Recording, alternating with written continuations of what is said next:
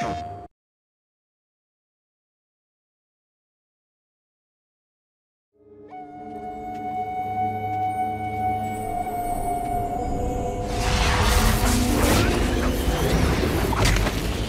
genesis of the story that we finally ended up with, we were all sitting around and we had been given the mandate to take this move controller and make a magic wand game out of it.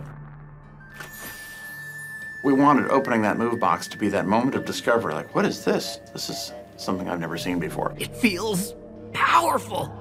And it really formed the foundation of the story. It was going to be about learning how to do all this new stuff you'd never done before. And we wanted the story of the game to be the same way, a journey of discovery, a hero's journey.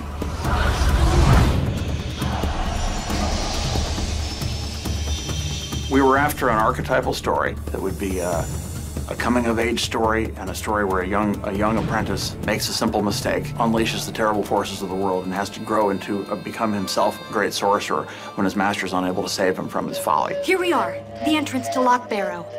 Beyond this door is the domain of the restless dead, the forsaken spirits of the final war. The final war? Between the elves and the humans. The world of sorcery, it's a world where the realm of fairy and the human realm are very closely intertwined, and there are portals that let you pass back and forth between the two worlds. There is a war between the humans and the fairies about 100 years before the game takes place. And since then, the realms have pretty much kept to themselves. There are very few people have crossed back and forth between them.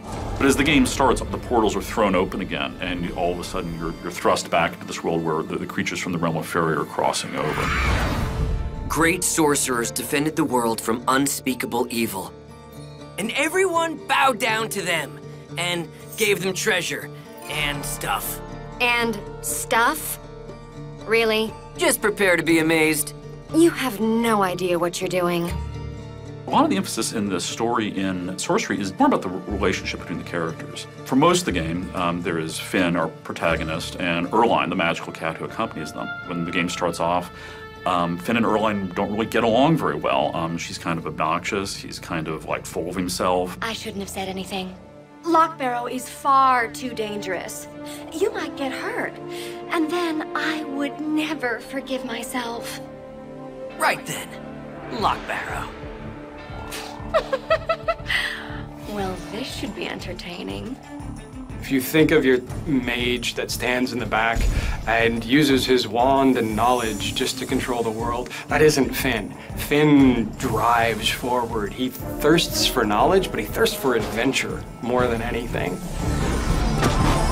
There are a couple of things we do to sort of play with the fantasy archetypes. One thing is to sort of dig deeper into the reality of the archetype. We have the Evil Queen, the Nightmare Queen, and we actually worked really hard to create sort of a psychological depth to her. You can feel a little bit of sympathy for the best of best villains. In the Nightmare Queen, her daughter has been stolen. And that's a believable anger, right? You can look at the Nightmare Queen and go, yeah, I'd be pissed. That believability makes her all that more terrifying because you can understand and maybe you could see yourself be that villain.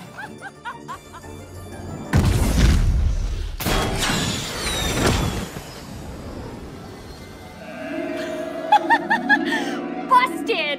Erline was a character that was really important to our story.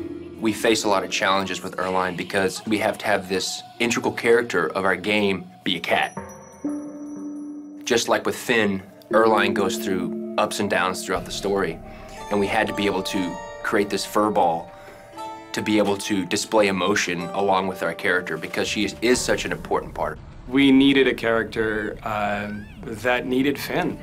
The darkness of her character, that slight tone of being unsure really helps us tie her to Finn because he's so brave and bold. She needs his support to go through the next door. A big part of the story of Sorcery is the way these two characters respond to what's going on around them and sort of change over the course of the game. By the end of the game, they're really, really on the same team, they're working together, and the story of how they come together and how they learn about each other is a big part of the story of Sorcery. It's a coming-of-age story both for Finn and for Erline at the same time. Both of you go from being these silly teenage kids at the beginning to realizing the mantle that destiny has forced upon you. PlayStation.